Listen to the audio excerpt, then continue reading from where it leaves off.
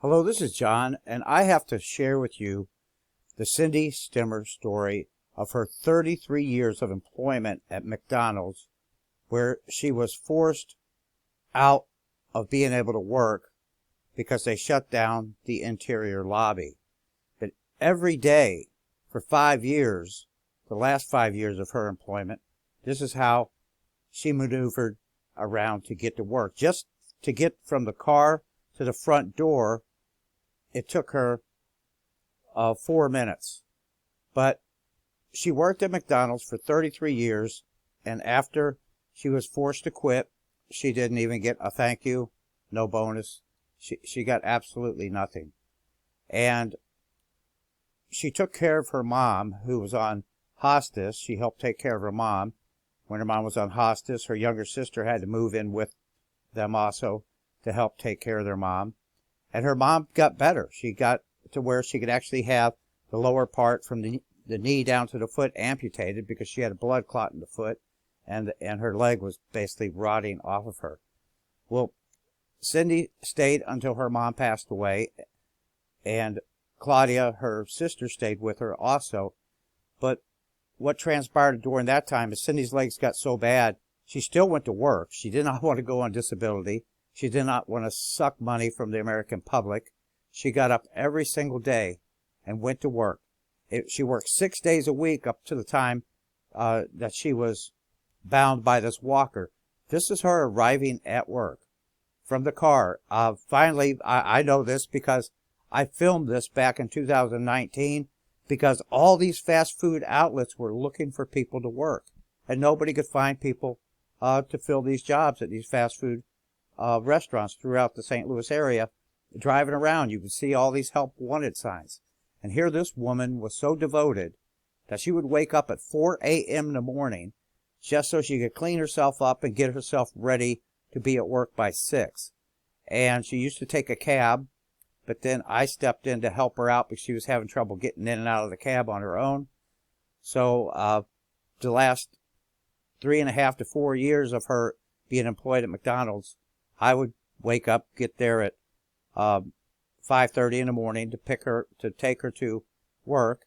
And finally, the last year of her working there, I convinced her to let me just carry her inside.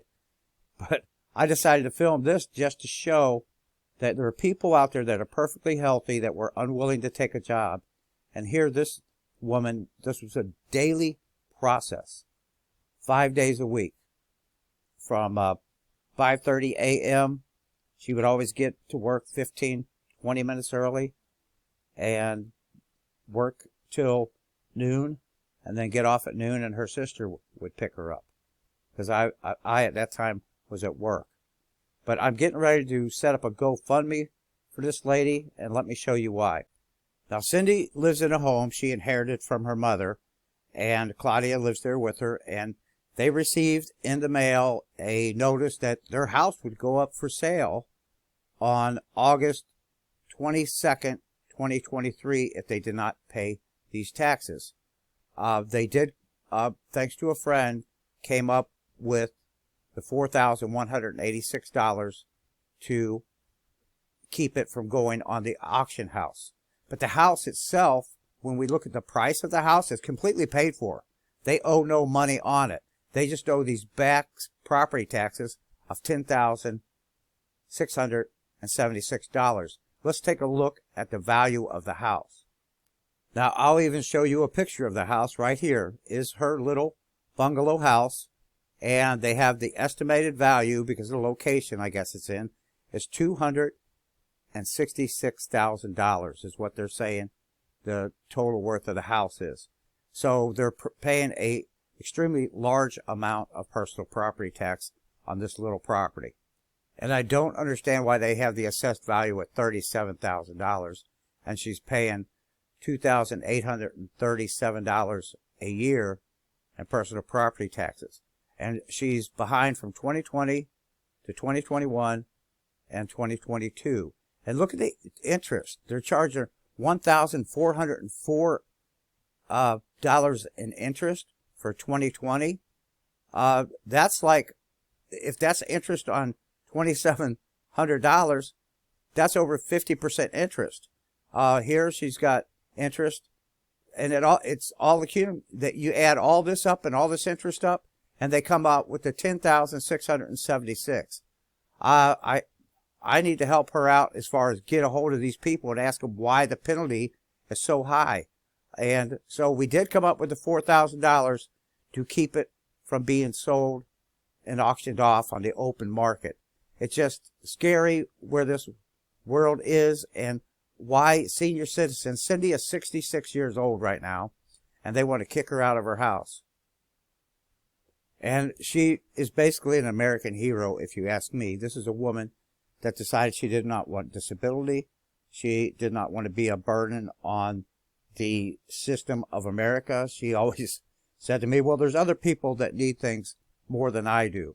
But, I try to let her realize, look, if you don't take what you're actually allowed to receive in America, the way the system is set up, they're constantly going to take from you.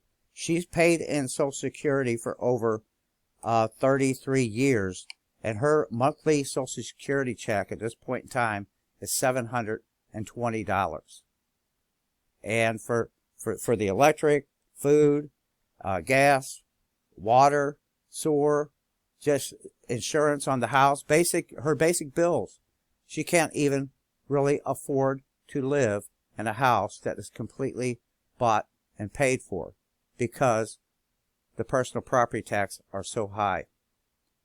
I hope you will come back and revisit this, as I will be uploading a video with this footage on here showing what Cindy went through to get to work for the last 5 years of her 33-year career at McDonald's Corporation.